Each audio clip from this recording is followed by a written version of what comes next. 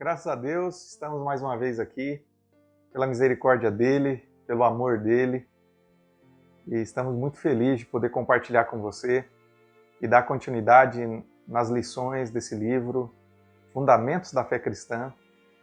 Semana passada nós vimos a lição número 1, e o título foi Deus Pai, uma lição preciosa, apresentada em Lucas capítulo 15, na parábola do filho pródigo. E hoje nós veremos, também em Lucas capítulo 15, a lição 2, onde o título é Deus Filho. Nós, semana passada, desfrutamos da essência do Pai. Um Pai amoroso, um Pai que espera o arrependimento e a volta do Filho. E essa semana nós vamos desfrutar da essência do Filho, que é a busca pela ovelha perdida. Por um lado, Deus, na obra do Pai, Ele nos ama incondicionalmente. Ele nos ama de maneira eterna, plena. O que Deus deseja para o homem é amá-lo eternamente, derramar o seu amor por nós. E isso foi expresso na parábola do filho pródigo. Na parábola da ovelha perdida, que nós vamos desfrutar hoje, nós vemos a essência do Filho em buscar aqueles que estão perdidos, em dar esperança para aqueles que não têm nenhuma esperança nesse mundo e alcançar, por meio da sua obra redentora, os pecadores. Então eu gostaria de ler com vocês Lucas capítulo 15, versículos de 1 a 7. Diz assim: Aproximavam-se de Jesus todos os publicanos e pecadores para o ouvir. E murmuravam os fariseus e os escribas, dizendo: Este recebe pecadores e come com eles. Então lhe propôs Jesus esta parábola: Qual dentre vós é o homem que, possuindo 100 ovelhas e perdendo uma delas, não deixa no deserto as 99 e vai em busca da que se perdeu até encontrá-la? Achando-a, põe-a sobre os ombros, cheio de júbilo. E indo para casa, reúne os amigos e vizinhos, dizendo-lhes: Alegrai-vos comigo, porque já achei a minha ovelha perdida. Digo-vos que assim haverá maior júbilo no céu por um pecador que se arrepende, do que por 99 justos que não necessitam de arrependimento. Então essa parábola da ovelha perdida, fala a essência do Filho, Deus como Filho. E do versículo 1 e 2, nós percebemos por que Jesus falou as 3 parábolas de Lucas 15. Ele disse porque havia uma situação ali de murmuração e de contenda com ele por parte dos fariseus. Os publicanos e pecadores estavam aproximando-se de Jesus. O nosso Deus, irmãos, nosso Jesus amado, ele sempre é atraente para os pecadores. E os publicanos e pecadores aqui, os publicanos, aqueles que cobravam impostos, que sonegavam, que forçavam tributos à população, e os pecadores que tinham uma vida imoral, uma vida que não agradava a Deus, eles se sentiam à vontade de estar na presença de Jesus Cristo. Isso é algo maravilhoso para nós. Isso deve nos encorajar a nos aproximar cada dia mais de Jesus. Ele é atraente, Ele nos recebe como estamos. Ele nos quer como você está nesse exato momento. E aqui eles se aproximam. Por um lado, Jesus atraía os publicanos e pecadores para dar-lhes a eles a salvação.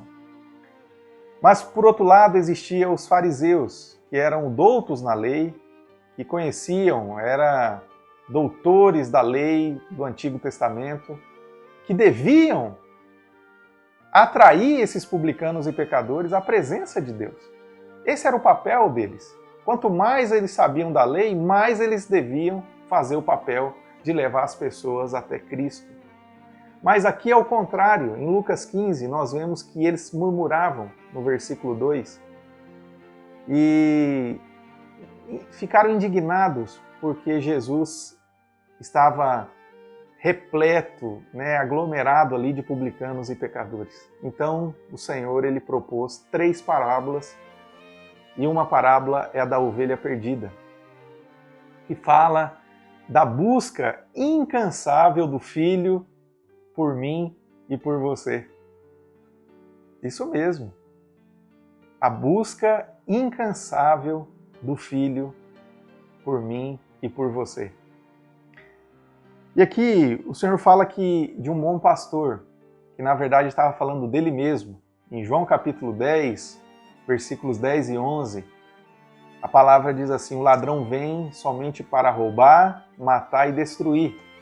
Ali o Senhor estava falando a respeito do diabo, a respeito das obras do diabo, que são obras destrutivas, obras que tiram a vida dos homens e obras que matam os homens. Então, da parte do diabo, não existe nada que possa trazer bênção a nenhum homem. Ele veio para roubar o desfrute, roubar a alegria, roubar a vida das pessoas. Ele quer ceifar as vidas, ele quer matar as pessoas. Mas o Senhor, no versículo 11 de João capítulo 10, ele fala assim: eu vim para que tenham vida e tenham em abundância. Eu sou o bom pastor. E o bom pastor dá a vida pelas suas ovelhas. Então o Senhor ele é o bom pastor que está aqui do versículo 3 ao versículo 7. E esse bom pastor, que é o nosso Deus, que é o nosso Senhor Jesus, ele conta uma parábola dizendo que existia com esse pastor 100 ovelhas. E dessas 100 ovelhas, uma se perdeu. Uma se perdeu. Então, se perdeu do rebanho, se perdeu dos cuidados do pastor, se desarraigou, vagueou do deserto, foi em busca de outros pastos. Muitas vezes nossa vida é assim, queridos irmãos. Nós, muito tempo de vida cristã, não tratamos o nosso coração, não temos uma vida de reconciliação diária com Deus, e aí a vida cristã passa a ser monótona, sem sabor. Nós não temos mais comunhão com Deus, não temos mais relacionamento com o Senhor, e aí a vida cristã começa a ser monótona, fria, e nós começamos a nos desarraigar do rebanho e perder os cuidados do pastor. Mas aqui o pastor não desiste dessa ovelha. Ele deixa as 99 no deserto. Isso mostra que elas estavam num lugar seguro. O deserto, desde de Levítico até o Novo Testamento, nós sabemos que o deserto significa a igreja de Deus. Então as 99 estavam muito bem seguras na igreja de Deus, nos cuidados da igreja. E assim, esse bom pastor vai em busca dessa ovelha perdida. Só que ele vai em busca até encontrá-la. O que isso significa? Aqui significa algo maravilhoso. O Senhor Jesus, ele vai em busca até encontrar. Não existe causas perdidas para Cristo. Não existe impossíveis na agenda de Cristo, no dicionário de Deus. A nossa vida, ela não é uma vida impossível de não ser restaurada. E não existe cristão desviado ou cristão frio que não possa voltar a Cristo. Não há essa possibilidade. O Senhor está dizendo que Ele vai em busca e Ele vai até encontrá-la. Isso deve alegrar, inundar o nosso coração de esperança. Não sei qual é a sua condição nesse momento, Mas se a sua condição for de desvio, se a sua condição for de frieza espiritual, se a sua condição for até mesmo de desesperança na vida cristã, eu quero encorajar você que o Espírito Santo, que a presença do Senhor Jesus Cristo, ela encontre você novamente, te dê novos ânimos, renove a sua salvação, fortaleça o seu coração novamente, para que você viva a vida cristã em plenitude. Uma coisa é certa, Ele vai nos buscar.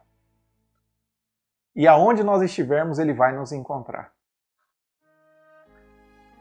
E aqui fala que Ele achou essa ovelha. Louvado seja o Senhor. Ele achou, achando-a, põe-na sobre os ombros, cheia de júbilo, cheio de júbilo, achando-a. Isso significa que esse bom pastor ele pagou um preço. Não foi no primeiro dia que ele achou essa ovelha, não foi no segundo, nós não sabemos. Pode ser dias e dias caminhando no deserto, olhando nos abismos, olhando nos vales, indo aos altos das montanhas, passando por situações adversas, até encontrar a sua ovelha querida, que estava desarraigada do rebanho. Nosso Deus, na pessoa do Filho, ele se encarnou. Em João capítulo 1, versículo 1 e 2, nos diz que Deus, ele era um Deus inacessível. E que nenhum homem poderia vê-lo, porque a sua glória ela não permite.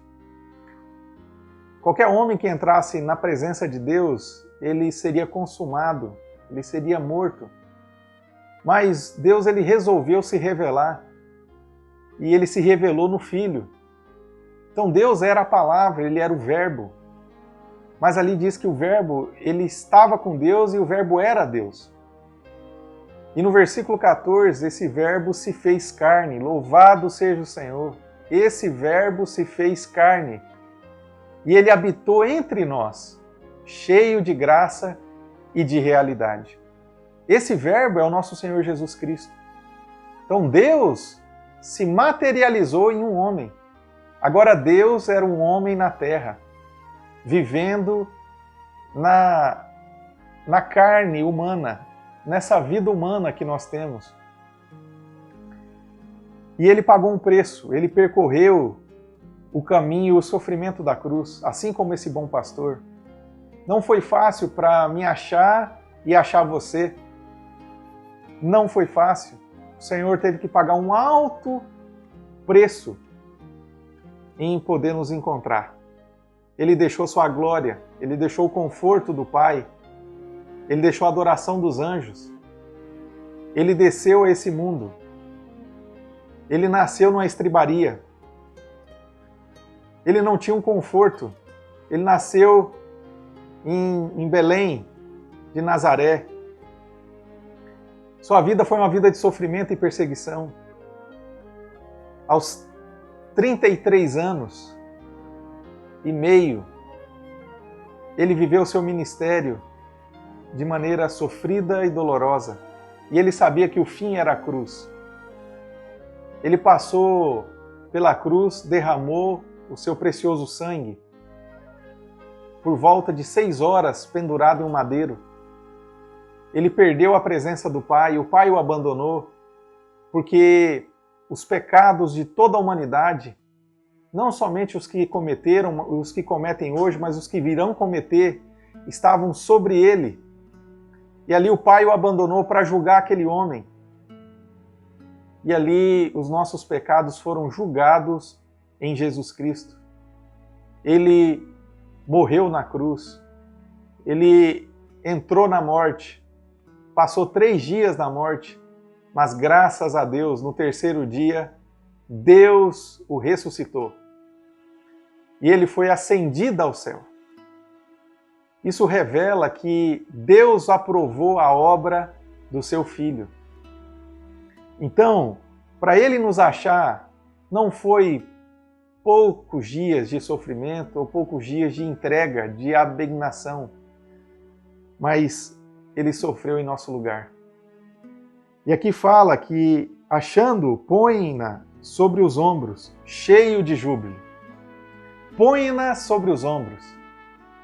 Irmãos, quando o Senhor nos acha, quando estamos perdidos, provavelmente estamos machucados pelo mundo, cheio de feridas por causa do pecado, por causa da nossa consciência fria, dura, por causa do nosso coração distanciado da presença de Deus e dos irmãos.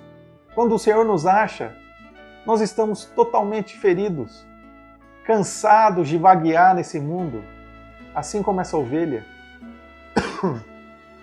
Mas aqui Jesus, ele demonstra o seu grande amor por nós.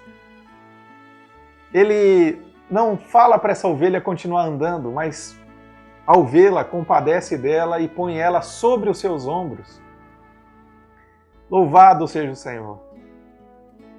Ele ainda, depois de cansado de tanto andar à procura da sua ovelha, que tanto amava, ele não pensa nele mesmo, mas ele pensa e se compadece da sua própria ovelha e coloca ela nos ombros e traz ela de volta para o seu rebanho, de onde ela nunca deveria ter saído, que é a sua verdadeira família.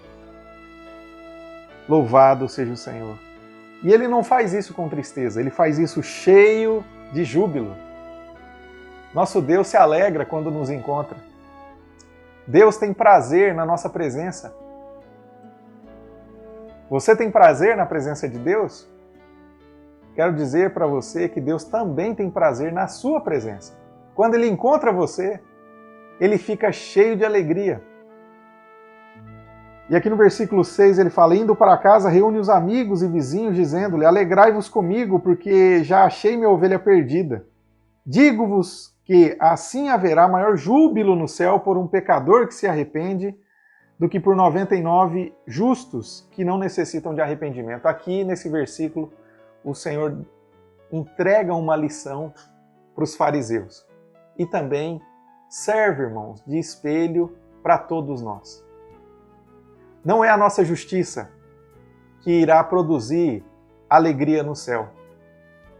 Não é a minha conduta impecável que vai trazer satisfação e prazer para Deus, mas é um coração de arrependimento. O arrependimento produz alegria no céu. Louvado seja o Senhor. Então, o que o Senhor quer nos ensinar nessa lição número 2 é que Ele veio nos buscar. Ele veio nos encontrar. E o desejo do meu coração é que o nosso Senhor Ele encontre você e encontre a mim também, todos os dias, com o coração arrependido. Arrependimento nada mais é do que mudança de mente. A palavra arrependimento ela vem do grego e é uma palavra que significa metanoia, ou seja, mudança de direção da mente. Arrependimento não é remorso. Arrependimento não é chorar aos cantos. Arrependimento é uma mudança de atitude. Eu estava indo numa direção contrária de Deus. Eu estava indo aos prazeres do mundo, buscando me satisfazer nesse mundo, vivendo à mercê desse mundo, desagradando ao meu Deus, servindo a esse mundo e não servindo ao meu Deus, pela qual eu fui criado, e agora eu quero me arrepender. Eu vi que esse mundo ele não me traz prazer, mas ele me traz prejuízo. Eu percebi que nesse mundo eu não tenho alegria, eu tenho tristeza sobre tristeza. Eu percebi que nesse mundo eu não tenho amigos. E aí você começa a se arrepender, ou seja, é mudança. Você muda a sua mente. Agora eu quero me voltar a Jesus Cristo. Eu quero me entregar a esse bom pastor que não me condena, mas ele é tão atraente que eu posso me aproximar dele, assim como os publicanos e pecadores. Aqui estou, Senhor Jesus. Eu quero me arrepender diante da tua presença, pois o Senhor é atraente para os pecadores como eu sou um pecador. E assim, irmãos, nós vamos vivendo a vida cristã com desfrute. Peça a Deus um coração de arrependimento. Em Romanos, gostaria só de ler esse trecho para vocês e assim eu vou encerrar. Romanos, capítulo 2, versículo 4, diz assim: ou despreza a riqueza da sua bondade e tolerância, e longanimidade, ignorando que a bondade de Deus é que te conduz ao arrependimento? Aqui nós vemos de maneira clara. O arrependimento ele não começa em nós. O arrependimento, quem nos dá é o próprio Deus. É a bondade de Deus que inicia o arrependimento no coração dos pecadores. O que nós precisamos é reconhecer os nossos pecados, reconhecer as nossas falhas diante de Deus. E Ele mesmo, escute, querido irmão e querida irmã, Ele mesmo irá produzir o arrependimento necessário para o seu coração. E assim você irá voltar para Ele. E ele estará, assim, cheio de alegria no céu. Deus abençoe. E semana que vem nós teremos outra lição. Continue conosco no canal. Deus abençoe.